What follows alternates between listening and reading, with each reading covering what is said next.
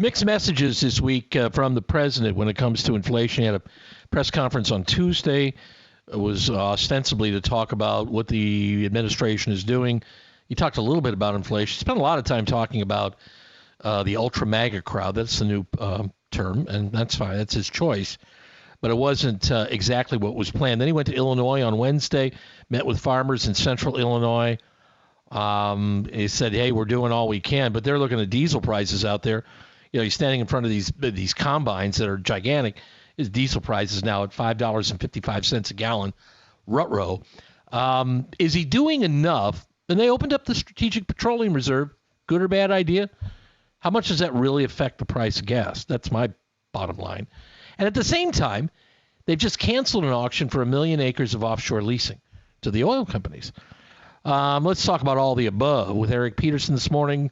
Young Voices commentator, and he's on the other end of our line. Eric, good morning. Yeah, thank you so much for having me. Appreciate you being here. What say you about it? I mean, let's be fair. The president cannot wave a magic wand. We've said it before. And either make inflation go away, increase it in 2 seconds, but they've got to try some things, and hopefully things that will work. What would work right now? Yeah, I mean, I think it's important to break inflation down into two parts. One is sort of supply chain issues or shortage issues that are raising prices, and the other is monetary problems that have been, brewing for quite some time now. And I think, this administration certainly has more to do on the supply chain parts, right? You were talking a little bit about, gas prices or just electricity prices in general, Sure. which are incredibly high. The president has been asking OPEC to increase production when America has plenty of, oil and natural gas to produce and, enough to export actually for the rest of the world. But some of the policies here have put a lot of uncertainty into the market, and folks are, unwilling to make, long-term investments into oil and gas in some of these areas if they don't have the certainty that they're going to be able to continue to work there after a few years. These are, billion-dollar projects.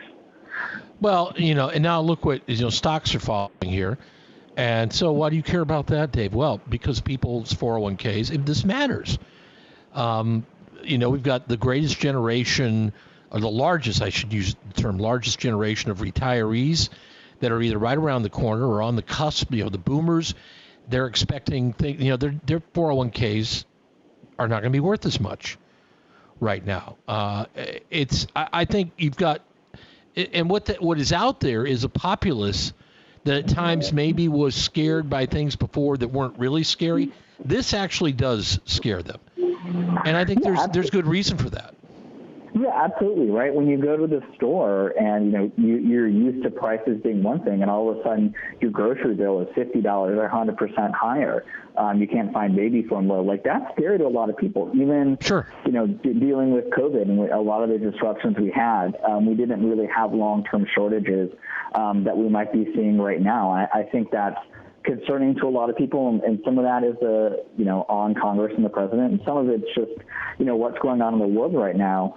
But when it comes down to inflation, right, we have to Washington needs to get its spending together, right? The debt has hit over $30 trillion, and that leads to printing more money. And the Fed's going to have to take heavy action, and that's a lot of the reason you're seeing 401ks, the stock market go right down is, inflation or rates were raised by 50 basis points. And it looks like they're going to be raised over the next few months as well. So, a lot of that cheap money that was going in our investment system, it looks like it's coming out as people are pulling back, and that's leading to stock decreases. And that puts a lot of anxiety when people take a look at their 401k and it's down 30% from the beginning of the year.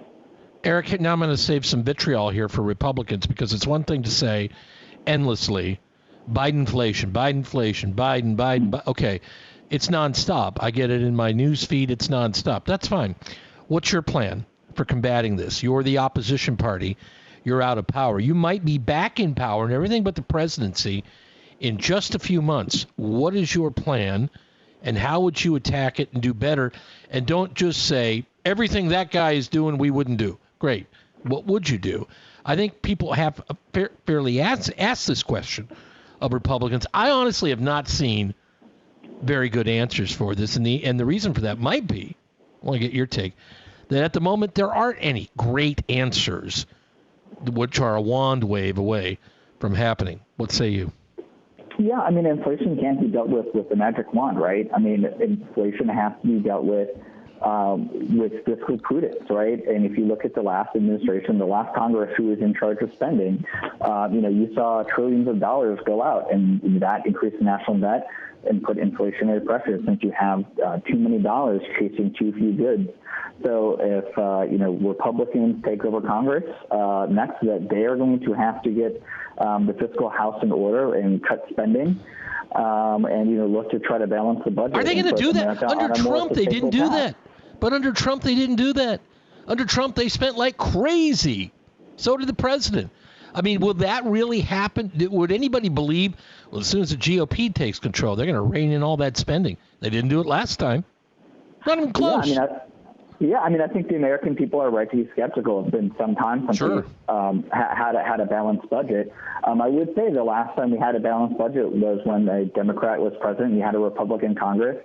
Perhaps it's something they can come together on, but it will only happen if the American people, hold their elected representatives' feet to the fire and say that, you have to do this, and we're going to hold you accountable if you don't. The best thing that ever happened for Bill Clinton, among various things, so as you just referenced that, the best thing that ever happened to him was when he would go to the more left-leaning folks in his party and go, hey, I want to do what you got going, but what can I do? My hands are tied. And he'd walk away going, yes, thank goodness my hands are tied, because this is going to work out for me. And it did, at least for a time being. Will that happen again? We don't know. Eric Peterson, our guest here, commentator, Young Voices. Thanks, Eric. Take care. We'll talk again, all right? Appreciate you joining us. He's got you too. I mean, when that happened in the mid-'90s, he literally would go on talk shows and say, what can I do? I mean, they're tying my hands, but I've got a Republican Congress. They got their contract with America, and then Democrats called it the contract on America, and they tried to go back on the offensive. Do you remember that? It's been a while, but I do. And yet it reined in some of the excesses, and there was an equilibrium. And then, of course, the markets went crazy. The tech boom hit. Wow. Yours truly did well at that time. No question about it. I remember some of those days rather fondly right now. Things weren't perfect, but there was less volatility and uncertainty that there is right now. That's all.